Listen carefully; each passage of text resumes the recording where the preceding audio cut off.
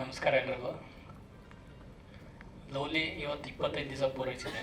But cinema release ಮಾಡೋ ಮೂಮೆಂಟಲ್ಲಿ ಸಾಕಷ್ಟು ನೆಗೆಟಿವ್ ಇಶ್ಯೂಸ್ ಬಂತು. ಇಂಡಸ್ಟ್ರಿ ಒಳಗಡೆ ಪೊಲಿಟಿಕಲಿ ಮತ್ತು ಚಿತ್ರರಂಗನೂ ಒಂದು 6 ತಿಂಗಳು ಬ್ಯಾನ್ ಮಾಡಬೇಕು ಅಂತ ಮಾತುಕತೆ ನಡೀತಾ ಇತ್ತು.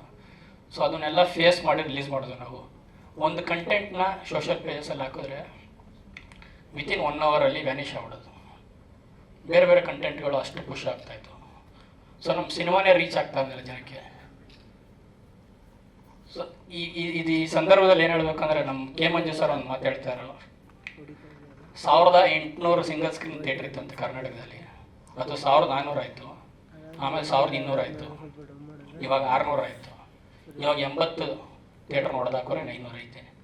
ಸೊ ಹಿಂಗೆ ಹೋಗ್ತಾ ಇದ್ರೆ ಕನ್ನಡ 1-2 ಸಿನಿಮಾ ಬಂತು ಅಂದರೆ ನಾವೇ ಕಚ್ಚಾಡಬೇಕಾಯ್ತದೆ ಥಿಯೇಟ್ರಿಗೆ.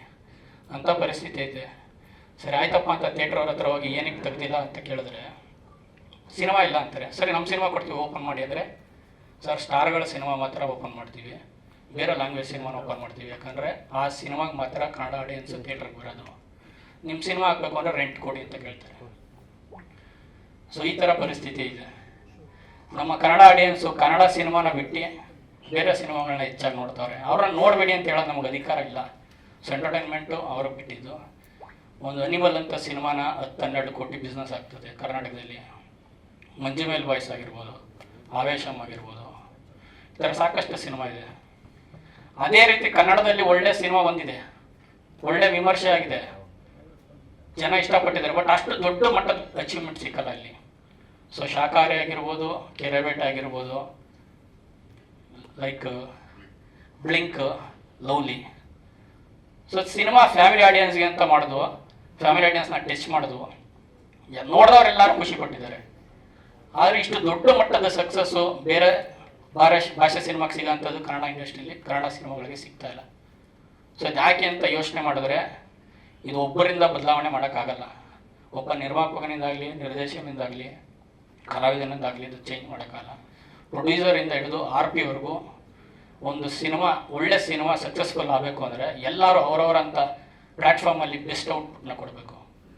ರೀಚ್ ಮಾಡಿಸೋದಾಗಿರ್ಬೋದು, ಒಳ್ಳೆ ವಿಮರ್ಶೆ ಕೊಡೋದಾಗಿರ್ಬೋದು, ಎಕ್ಸ್ಟ್ರಾ ಒಂದೊಂದು ವೀಕ್ ಆಗಿದೆ ಮತ್ತೊಂದು ಕಂಟೆಂಟ್ ಹಾಕೋದಾಗಿರ್ಬೋದು, ಪುಷ್ ಮಾಡೋದಾಗಿರ್ಬೋದು, ಥಿಯೇಟರ್ಗೆ ಬಂದು ಸಿನಿಮಾ ನೋಡೋ ಥರ ಇನ್ಫ್ಲುಯೆನ್ಸ್ ಮಾಡೋದು, ಎಲ್ಲರ ಕೆಲಸನೂ ಅಷ್ಟೇ. ಒಂದು ಸಿನಿಮಾ ಸಕ್ಸಸ್ ಆದರೆ ಸರ್, ಯಾವುದೇ ಪ್ರೊಡ್ಯೂಸರು ದುಡ್ಡು ಎತ್ಕೊಂಡು ಮನೆಗೆ ಹೋಗಲ್ಲ, ಇನ್ನೊಂದು ಸಿನಿಮಾನೇ ಮಾಡೋದಿಲ್ಲ. ಸೊ ಹಂಗಾಗಿ ಕನ್ನಡ ಆಡಿಯನ್ಸ್ಗೆ ನಾನು ಹೇಳ್ತೀನಿ, ಬೇರೆ ಸಿನಿಮಾ ನೋಡಿ, ಆದರೆ ಕನ್ನಡ ಸಿನಿಮಾಗಳು ಎಲ್ಲರೂ ನೋಡಿ ಅಂತ ನಾನು ಹೇಳೋಕ್ಕಾಗಲ್ಲ. ಒಳ್ಳೆ ವಿಮರ್ಶೆ ಬಂದಂಥ ಸಿನಿಮಾನ ಥಿಯೇಟ್ರಿಗೆ ಬಂದು ನೋಡಿ ದಯವಿಟ್ಟು. ನೀವು ಥಿಯೇಟ್ರಿಗೆ ಬಂದು ನೋಡೋದ್ರಿಂದ 3 ಬೆನಿಫಿಟ್ಸ್ ಐತೆ. ಒಂದು, ಅವ್ರು ಹೇಳ್ದಂಗೆ ಅಟ್ಮಾಸ್ ಅಂತ ಒಂದು ಅಡ್ವಾಂಟೇಜಸ್ ಇರೋಂಥ ದೊಡ್ಡ ಇದನ್ನು ಇಟ್ಕೊಂಡು ಮಾಡಿರ್ತೀವಿ. ಅದು ಸೌಂಡ್ನ ಎಂಜಾಯ್ ಮಾಡೋಕ್ಕಾದ್ರೆ ಥಿಯೇಟ್ರಿಗೆ ಬರಬೇಕು. ಇನ್ನೊಂದು ಮೇಕಿಂಗ್ ವೈಸ್ ಆಗಿರ್ಬೋದು, ಆರ್ಟ್ ಡೈರೆಕ್ಟರು, ಪ್ರೊಡ್ಯೂಸರು, DOP ಎಲ್ಲ ಸೇರಿ ಒಂದು ಅದ್ಭುತವಾದ ಮೇಕಿಂಗ್ ಮಾಡಿರ್ತೀವಿ. ಅದನ್ನು ಎಂಜಾಯ್ ಮಾಡೋಕ್ಕಾದ್ರೆ ದೊಡ್ಡ ಸ್ಕ್ರೀನಿಗೆ ಬಂದಾಗ ಮಾತ್ರ ನಿಮಗೆ ಸಿಗೋದು. ಬೇರೆ ಪ್ಲ್ಯಾಟ್ಫಾರ್ಮಲ್ಲಿ ಸಿಗುತ್ತೆ, ಆಮೇಲೆ ನೋಡ್ಕೊಳ್ಳೋಣ ಅಂತ ಮಾತ್ರ ಹೇಳ್ಬೇಡಿ. 3ನೇದು, ನೀವು ಬಂದು ಥಿಯೇಟ್ರಿಗೆ ಬಂದು ಸಿನಿಮಾ ನೋಡಿದ್ರೆ ಆ ಎಂಟೈರ್ ಚಿತ್ರತಂಡಕ್ಕೆ ಇನ್ನೊಂದಷ್ಟು ಪ್ರಯತ್ನ ಮಾಡೋಣ ಅಂತ ಒಂದು ಖುಷಿ ಸಿಗುತ್ತೆ. ಸೊ ಅದಕ್ಕಾಗಿ ಎಲ್ಲರೂ ಕನ್ನಡ ಸಿನಿಮಾನ ಥಿಯೇಟ್ರಲ್ಲಿ ಬಂದು ನೋಡಿ. ಸೊ ಫೀವರ್ ಐತೆ, ಆದಷ್ಟು ಮಾತಾಡೋಕ್ಕಾಗ್ತಿಲ್ಲ, ಬೇಜಾರಾಗಬೇಡಿ. ಎಲ್ರಿಗೂ ನಮಸ್ಕಾರ. ಮೊದಲನೇದಾಗಿ ಮಾಧ್ಯಮ ಮಿತ್ರರಿಗೆ ಡೇ 1 ಮುಹೂರ್ತಾದಾಗಿಂದ ಹಿಡಿದು ಇಲ್ಲಿ 25 ದಿನ ಪೂರೈಸುವವರೆಗೂ ತುಂಬ ಸಹಕಾರ ನೀಡಿದ್ದೀರಾ. ದಯವಿಟ್ಟು ನಿಮಗೆ ಮೊದಲನೇ ಥ್ಯಾಂಕ್ಸು. 2ನೇದು, ಲವ್ಲಿ ಚಿತ್ರ ಯಾರ್ಯಾರು ನೋಡಿ ಆನಂದಿಸಿ ನಮಗೆ ಪ್ರೋತ್ಸಾಹ ನೀಡಿದ್ದಾರೆ ಆ ಪ್ರೇಕ್ಷಕರಿಗೆ 2ನೇದು ಥ್ಯಾಂಕ್ಸ್ ಹೇಳ್ತೀನಿ. ಮತ್ತು ನಮ್ಮ ಚಿತ್ರತಂಡಕ್ಕೆ ಎಲ್ರಿಗೂ ಆಲ್ರೆಡಿ ಹೇಳ್ಕೊಂಬಂದಿದ್ದಾರೆ, ನಮ್ಮ ಕಡೆಯಿಂದನೂ ಒಂದು ಥ್ಯಾಂಕ್ಸು. ಅದು ಆಲ್ರೆಡಿ ಹೇಳ್ಬಿಟ್ಟಿದ್ದೀವಿ, ನಿಮ್ಮ ಮುಖಾಂತರ ಒಂದ್ಸಲ ಒಂದು ಥ್ಯಾಂಕ್ಸ್. ಸೊ ಎಲ್ಲೋ ಒಂದು ಕಡೆ ಜೂನ್ ಮಂತು ನಮಗೊಂಥರ ಶಾಪು ಆಗಿ ಕನ್ವರ್ಟ್ ಆಗೋಯ್ತು ಲವ್ಲಿಗೆ. ಸೊ ಹಾಸನದಿಂದ ಹಿಡಿದು ಅನ್ನಪೂರ್ಣೇಶ್ವರಿ ನಗರ ಪೊಲೀಸ್ ಸ್ಟೇಷನ್ವರೆಗೆ ಮುಗ್ದೋಗ್ಬಿಡ್ತು. ಸೊ ಲವ್ಲಿ ಅನ್ನೋದೊಂದು ಸಿನಿಮಾ ಇದೆ, ಅದೊಂದು ಕನ್ನಡ ಸಿನಿಮಾ. ತುಂಬ ಕಷ್ಟಪಟ್ಟಿದ್ದಾರೆ, 2 ವರ್ಷದಿಂದ ಬಂಡವಾಳ ಹಾಕಿ ಇಷ್ಟು ಜನ ಮನೆ ಮಠ ಬಿಟ್ಟು ಕೆಲಸ ಮಾಡಿದ್ದಾರೆ. ಅದನ್ನ ಹೇಳೋದಕ್ಕೂ ತುಂಬ ಕಷ್ಟ ಆಗೋಯ್ತು, ನಮಗೆ ರೀಚ್ ಮಾಡೋದಕ್ಕೆ ತುಂಬ ಕಷ್ಟ ಆಗೋಯ್ತು. ಸೊ ಯಾಕೆ ಅದು ಇದಾಯ್ತು ನಮಗೆ ಅಂದರೆ, ಈ ಥರ ಎಫೆಕ್ಟ್ ಆಗುತ್ತೆ ಅಂತ ಗೊತ್ತಿದ್ರೆ ಸತ್ಯವಾಗ್ಲೂ ನಾವು ಸಿನಿಮಾ ರಿಲೀಸ್ ಮಾಡ್ತಾ ಇರಲಿಲ್ಲ. ಇನ್ನು 1 ವರ್ಷ ಆಗಬೇಕಾದ್ರೆ ನಾವು ವೆಯ್ಟ್ ಮಾಡ್ತೀವಿ, ನಮಗೇನು ಅರ್ಜೆಂಟ್ ಇರಲಿಲ್ಲ. ಸೊ ಅದೊಂದು ತುಂಬ ಬೇಸರ ಸಂಗತಿ ಇದೆ ನಮಗೆ. ಅದನ್ನು ಹೇಳ್ಕೋಬೇಕು ಅಂತ ಮನಸಾರೆ ಹೇಳ್ಕೋಬೇಕು ಅನ್ನಿಸ್ತಾ ಇದೆ, ಅದಕ್ಕೋಸ್ಕರ ಹೇಳ್ಕೊತಾ ಇದ್ದೀನಿ ಅಷ್ಟೇ. ಮತ್ತು 2ನೇದಾಗಿ ಒಂದು ಟ್ರೆಡಿಷ್ನಲ್ ಆಗಿ ಯಾವ ಥರ ನಡ್ಕೊಂಡು ಬಂದಿದೆ ಅಂತ ಹೇಳಿದ್ರೆ, ಈ ನಮ್ಮ ವಿಡಿಯೋ ರಿವ್ಯೂವರ್ಗಳಾಗಿರ್ಬೋದು ಮತ್ತು ಮಾಧ್ಯಮ ಮಿತ್ರರುಗಳನ್ನ ಬಂದು ಒಂದು ಸಿನಿಮಾ ನೋಡಿ ಸರ್, ನಿಮ್ಮ ಒಂದು ಅನಿಸಿಕೆ ಅಭಿಪ್ರಾಯಗಳನ್ನ ತಿಳಿಸಿ ಅಂತ ಹೇಳ್ಬಿಟ್ಟು ನಾವು ರೆಗ್ಯುಲರಾಗಿ ಅದೆಲ್ಲರೂ ಮಾಡ್ತಾರೆ, ಅದನ್ನು ನಾವು ಮಾಡಿರ್ತೀವಿ. ಸೊ ಹೆಂಗಾಗುತ್ತೆ ಅಂತ ಹೇಳಿದ್ರೆ, ಒಂದು ಸಿನಿಮಾ ನೋಡಿ ಶುಕ್ರವಾರ ಆಗುತ್ತೆ, ಶನಿವಾರ ಆಗುತ್ತೆ, ಭಾನುವಾರ ಆಗುತ್ತೆ, ಸರ್ ರಿವ್ಯೂ ಕೊಡಿ ಸರ್, ಏನೋ ನಿಮ್ಗೆ ಅನ್ಸಿದ್ದೀನಿ ಹೇಳಿ ಸರ್ ಅಂತ ಬೇಡ್ಕೊತೀವಿ. ಸೊ ಆದ್ರೂ ಕೂಡ ಎಲ್ಲೋ ಒಂದು ತಾತ್ಸಾರ, ಅದೇ ಕನ್ನಡ ಸಿನಿಮಾ ಅನ್ನೋ ತಾತ್ಸಾರನ, ಇಲ್ಲಾಂದ್ರೆ ಹೊಸ ಸ್ಟೋರಿ ಮೇಲೆ ತಾತ್ಸಾರನ, ಇಲ್ಲ ಪ್ರೊಡಕ್ಷನ್ ಮೇಲೆ ಇದೆ ಗೊತ್ತಿಲ್ಲ. ಸೊ ಎಲ್ಲೋ ಒಂದು ಕಡೆ ತಾತ್ಸಾರ. ನಾನು ಅದನ್ನೇ ಎಕ್ಸಾಕ್ಟಾಗಿ ನಾನೇನು ಮಾಡ್ತೀನಿ, ಒಂದು ತೆಲುಗು ಸಿನಿಮಾ ರಿಲೀಸ್ ಆಗುತ್ತೆ, 5 ಗಂಟೆ ಶೋ, ಅದು 5 ಗಂಟೆ, ಮಾರ್ನಿಂಗ್ 5 ಗಂಟೆ ಶೋ. ಅವರು ಕರೆಯಲ್ಲ, ಇನ್ವೈಟ್ ಮಾಡಲ್ಲ, ದುಡ್ಡು ಕೊಡಲ್ಲ, ಇನ್ನೊಂದು ಮಾಡಲ್ಲ, ಥ್ಯಾಂಕ್ಸು ಕೂಡ ಹೇಳಲ್ಲ ಅವರು. 9 ಗಂಟೆ ರಿವ್ಯೂ ರೆಡಿ ಇರುತ್ತೆ. ಸೊ ಪರಭಾಷೆನ ವೈಭವೀಕರಿಸ್ತಾರೋ ನಾವು, ಯಾಕೆ ನಮ್ಮ ಚಿತ್ರಗಳನ್ನ ವೈಭವೀಕರಿಸ್ತಾರೆ ಅಂತ ಅರ್ಥ ಆಗ್ತಾ ಇಲ್ಲ. ಕ್ವಾಲಿಟಿ ಇಲ್ವಾ, ಸಿನಿಮಾ ಇಲ್ವಾ, ಮೇಕಿಂಗ್ ಮಾಡಿಲ್ವಾ, ಕಷ್ಟಪಟ್ಟಿಲ್ವಾ? ಸೊ ನೆಗೆಟಿವ್ ಏನಾರು ಇದ್ರೆ ಬೋಲ್ಡಲ್ಲಿ ಕಮೆಂಟ್ಸು, ಇಲ್ಲಾಂದ್ರೆ ದೊಡ್ಡದಾಗಿ ಹೈಲೈಟ್ ಮಾಡಿ ಹೇಳ್ತೀರಾ. ಬಟ್ ಏನಕ್ಕೆ ಅಂತ ನನಗೂ ಅದೊಂದು ಅರ್ಥ ಆಗ್ತಾ ಇಲ್ಲ. ಸೊ ಹಂಗಾಗಿ ಸಿನಿಮಾ ಅಲ್ಲಿ 50% ಜನರಿಗೆ ತಲುಪುವಂತಲ್ಲಿ ವಿಫಲ ಆಗ್ತು. ಸೊ ರೀಸೆಂಟಾಗಿ ಒಂದು ಆರ್ಟಿಕಲ್ ನೋಡಿದೆ, ಯಾವ ಪೇಪರ್ ಅಂತ ಗೊತ್ತಿಲ್ಲ, ಕೋಟಿ ಬಾಚುವಲ್ಲಿ ಸೋತ ಕೋಟಿ ಬಾಚುವಲ್ಲಿ ವಿಫಲವಾದ ಕೋಟಿ, ಚಿತ್ರಮಂದಿರಕ್ಕೆ ಪ್ರೇಕ್ಷಕರನ್ನು ಸೆಳೆಯುವಲ್ಲಿ ಸೋತ ಚಿಟ್ಟೆ ಅಂತ ಬರೀತಾರೆ. ಯಾವ ಪೇಪರ್ ಅದು? ಪೇಪರ್ ನನಗೆ ಇದು ಗೊತ್ತಿಲ್ಲ, ಆರ್ಟಿಕಲ್ ಇದೆ ನನ್ನ ಹತ್ರ. ಸೋತ ಚಿಟ್ಟೆ ಅಂತ ಬರೀತಾರೆ. ಯಾವ ಥರ ಸೋತ್ರು ಅಂದ್ರೆ ಯಾವ ಥರ, ಗೆದ್ರು ಅಂದ್ರೆ ಯಾವ ಥರ? ಎಲ್ಲದು ಅಂದ್ರೆ ಒಂದು ಪ್ಯಾರಾಮೀಟರ್ ಇರುತ್ತೆ. ಒಂದು 100 ಕೋಟಿ ಕಲೆಕ್ಷನ್ ಆದ್ರೂ ಗೆದ್ರು ಅಂತನ, ಇಲ್ಲಾಂದ್ರೆ 20,000 ಜನ ಸಿನಿಮಾ ನೋಡ್ರೆ ಗೆದ್ರು ಅಂತ ನನಗೆ ಅರ್ಥ ಆಗ್ಲಿಲ್ಲ. ಸಿಕ್ಕಾಬಿಟ್ಟ ಮನ್ಸಿಗೆ ಬೇಜಾರಾಗುತ್ತೆ. ನಾನು ಸೋತ್ರು ಅಂದ್ರೆ ಏನರ್ಥ? ನಾವು ಸೋತಿದ್ದಿದ್ರೆ ಇವತ್ತು 20 ದಿವಸ ಮಾಡಿದ್ದೆ ಈ ಉದ್ದೇಶಕ್ಕೆ. ನಾವು ನೋಡಿ ಬುಕ್ ಮೈ ಶೋ ಇನ್ನ ಥಿಯೇಟರ್ ಇದೆಲ್ಲ, ಯಾರಿಗಾರು ದುಡ್ಡು ಕೊಟ್ಟು ನಡ್ಸಕ್ಕಾಗತ್ತಾ ಸಿನಿಮಾನ? ನಿನ್ನೆ ಹೌಸ್ಫುಲ್ ಆಗಿದೆ ಸರ್, 18 ಸ್ಕ್ರೀನ್ಗಳಲ್ಲಿ ಹೌಸ್ಫುಲ್ ಆಗಿದೆ ನಿನ್ನೆ ಮೊನ್ನೆ. ತೋರಿಸ್ತೀನಿ ನಾನು. ಬುಕ್ ಮೈ ಶೋ ಅಲ್ಲಿ ನೀವು ಹೋಗಿ ನೋಡಿದ್ರೆ ಕನ್ನಡ ಸಿನಿಮಾ ಇದೆಯಾ ಇಲ್ವಾ ಅಂತ ಚೆಕ್ ಮಾಡ್ಕೋಬಹುದು. ಯಾವ್ದು ಮ್ಯಾನಿಪುಲೇಟ್ ಮಾಡೋಕ್ಕಾಗಲ್ಲ. ಮತ್ತೆ ಇವತ್ತಿನ ದಿವಸ ಥಿಯೇಟರ್ಗಳಿಗೆ ನೀವು 5 ಲಕ್ಷ ರೆಂಟ್ ಕೊಡ್ತೀನಿ ಖಾಲಿ ಓಡಿಸಿ ಅಂದ್ರೂ ಓಡಿಸುವಂತ ಪರಿಸ್ಥಿತಿ ಇವತ್ತಿಲ್ಲ. ಸೊ ಮಲ್ಟಿಪ್ಲೆಕ್ಸ್ ಅವ್ರಂತೂ ನಮ್ಮ ಅಲೋನೆ ಮಾಡಲ್ಲ ಬಿಡಿ, ಏನಿದ್ರು ಮೇಲಲ್ಲೇ ಮಾತಾಡಬೇಕು. ಕಲೆಕ್ಷನ್ ಇತ್ತ ಕಂಟಿನ್ಯೂ ಮಾಡ್ತಾರೆ, ಇಲ್ಲ ಕಂಟಿನ್ಯೂ ಮಾಡಲ್ಲ. ಸೊ ಸೋತ ಚಿಟ್ಟೆ ಅಂತ ಬರೀತಾರೆ. ಚಿತ್ರಮಂದಿರಗಳು ಕ್ಲೋಸು ಅಂತ ನೆಗೆಟಿವ್ಗೆ ಸಿಕ್ಕಾಬಿಟ್ಟು ಒತ್ತು ಕೊಡುವಂಥವ್ರು.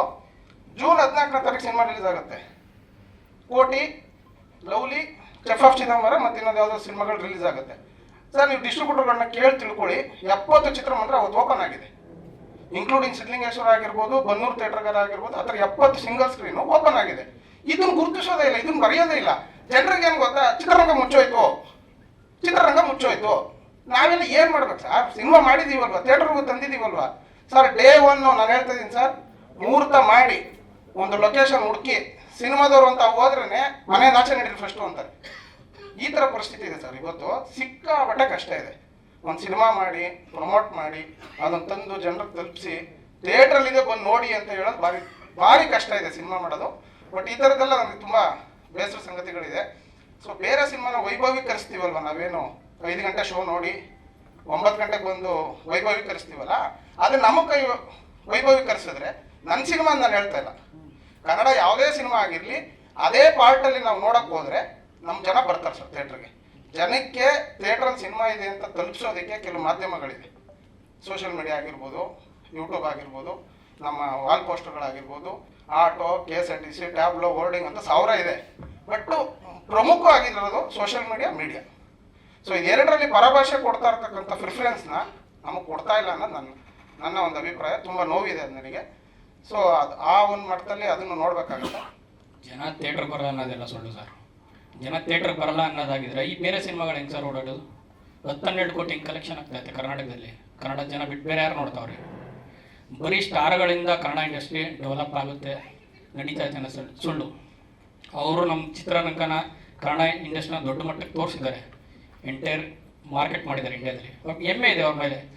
But B class C class ಹೀರೋಗಳು ಸಿನಿಮಾ ಮಾಡಿದವರೇ ಇಂಡಸ್ಟ್ರಿಯಲ್ಲಿರೋ ಜನ ಹೆಂಗೆ ಬದುಕ್ತಾರೆ? ಬರೀ 4-5 ಜನದಿಂದನೇ ಸಿನಿಮಾ ನಡೀತಾಯ್ತಾ? ಅವ್ರಿಗೆ 6 ತಿಂಗಳು ಒಂದು ಸಿನಿಮಾ ಕೊಡಿ ಅಂತಾರೆ. ಅವ್ರ ಸಿನಿಮಾನೇ ಕಂಪ್ಲೀಟರ್. ಅವ್ರಿಗೆ ನೆಕ್ಸ್ಟ್ ಬೆಸ್ಟ್ ಔಟ್ಪುಟ್ ಕೊಡಬೇಕು ಅನ್ನೋದೇ ಇರ್ತದೆ. ಅವ್ರನ್ನ ಪ್ರೆಸರ್ ಹಾಕಿ ಕೇಳೋದಕ್ಕಾಗಲ್ಲ. ಬೇರೆ ಸಿನಿಮಾಗಳು ಬಂದಾಗ ಥಿಯೇಟರ್ಗೆ ಬಂದು ನೋಡೋಕ್ಕೆ ಇನ್ಫ್ಲೂಯೆನ್ಸ್ ಮಾಡಿ ನೀವು ಅಂತ ನಾನು ರಿಕ್ವೆಸ್ಟ್ ಮಾಡ್ತಾರೆ ನಿಮ್ಮಲ್ಲಿ. ಪೋಸ್ಟರ್ ಇಲ್ಲ, ಹೋರ್ಡಿಂಗ್ ಇಲ್ಲ, TV ಕಮರ್ಷಿಯಲ್ಸ್ ಇಲ್ಲ, ಆದರೂ ಅದು ಹೆಂಗಡೆ 12 ಕೋಟಿ ಬಿಸ್ನೆಸ್ ಆಗುತ್ತೆ. ಸೊ ಇವರು ಹೆಂಗೆ ಆಗ್ಬಿಟ್ಟಿದ್ದೀವಿ ಅಂತ ಹೇಳಿದ್ರೆ, ನಮ್ಮ ಸೋಷಿಯಲ್ ಮೀಡಿಯಾದವ್ರು ಏನು ಮಾಡ್ಬಿಟ್ಟಿದ್ದೀವಿ ಅಂತ ಹೇಳಿದ್ರೆ, ಬೆಳಿಗ್ಗೆ 5 ಗಂಟೆ ಶೋ ನೋಡು, 9 ಗಂಟೆಗೆ ಬೇರೆ ಲ್ಯಾಂಗ್ವೇಜ್ ಸಿನಿಮಾ ಆದರೆ ಎತ್ತಿ ತೋರಿಸ್ತೀವಣ್ಣ. ನಮ್ಮ ಸಿನಿಮಾಗಳನ್ನ ನಾವು ತೋರಿಸಿ ಅಂತ ಹೇಳಿ ರಿಕ್ವೆಸ್ಟ್ ಮಾಡಿ ಮೆಸೇಜ್ ಮಾಡಿ ಮಾಡೋಣ ಅಂದ್ರೆ ತಾತ್ಸಾರ. ಸೊ ಈ ಮನೋಭಾವದಲ್ಲಿ ಕನ್ನಡ ಸಿನಿಮಾನ ನೋಡುವಂಥ ರೀತಿ ಬದಲಾದ್ರೆ ಸಿನಿಮಾ ಚೆನ್ನಾಗಿದೆಯೋ ಚೆನ್ನಾಗಿಲ್ವೋ ಅದು ಸೆಕೆಂಡ್ರಿ ಅಣ್ಣ. ಸಿನಿಮಾ ಥಿಯೇಟ್ರಿಗೆ ಬಂದು ನೋಡಿ ಆದಮೇಲೆ ಹೇಳ್ಬೇಕು ಅಣ್ಣ. ಇಲ್ಲಿವರೆಗೂ ನಮ್ಮ ಡೇಟಾ ಪ್ರಕಾರ 4 ಲಕ್ಷ ಜನ ಸಿನಿಮಾ ನೋಡಿದ್ದಾರೆ. ನಮ್ಮದು 4 ಲಕ್ಷ ಜನದಲ್ಲಿ ನಿಮ್ಮ ಹತ್ರ ಲೈವ್ ಆಗಿ Facebook, YouTube, Twitter, Telegram, book ಮೈ ಶೋ, IMDb ಅಂತ ಅಷ್ಟಿದೆ. ಅಲ್ಲಿ ಹೋಗ್ಬಿಟ್ಟು 10 ನೆಗೆಟಿವ್ ಕಮೆಂಟ್ ತೋರಿಸೋಣ ಸಾಕು. ನಾವು ಹೇಳೋದಲ್ಲ ಅಣ್ಣ, ಆಡಿಯನ್ಸ್ ಹೇಳ್ಬೇಕಲ್ವಾ. ಆಡಿಯನ್ಸ್ಗೆ ಇಷ್ಟ ಆಗಿದೆ ಸಿನಿಮಾ, ಬಟ್ ಎಲ್ಲ ಒಂದ್ ಕಡೆ ನಾವು ಸೋತ ಅಂತ ಪ್ರೊಜೆಕ್ಟ್ ಮಾಡ್ತೀವಿ ಗೊತ್ತಾ ಸೋಷಿಯಲ್ ಮೀಡಿಯಾದಲ್ಲಿ.